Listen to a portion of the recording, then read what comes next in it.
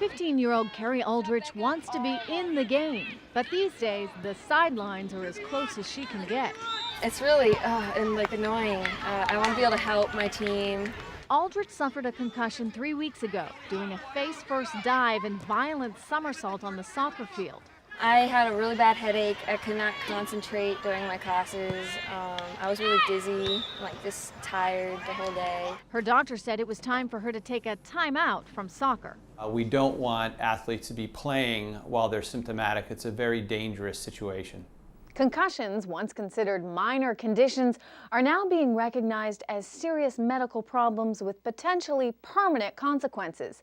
New research indicates children and teens are more vulnerable than adults because their brains are less developed and take longer to heal. The brain in its development, while it is actively developing, seems to be less able to take these forces and to really rebound from these forces. Nearly 1 in 5 high school athletes suffer a concussion each season. The Centers for Disease Control and Prevention estimates there are 300,000 sports concussions in children each year.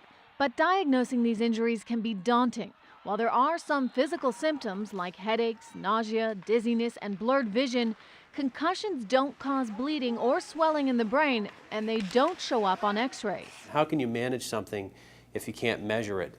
In an attempt to address that very question, Dr. Mickey Collins developed an exam known as the impact test to measure attention span and memory and determine whether a person has a concussion. It's a 20-minute computerized battery of tests.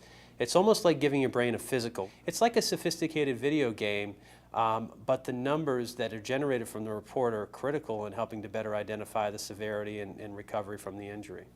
The test requires that kids get measured before the season starts to establish a baseline. 1,500 schools and sports teams across the country are using Impact.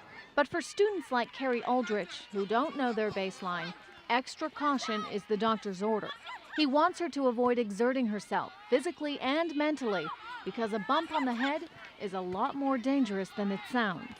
I wasn't worried until my doctor and my mom were hinting that if this happens again, I probably won't ever be able to play soccer again.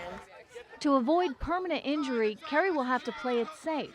From now on, she'll wear a helmet.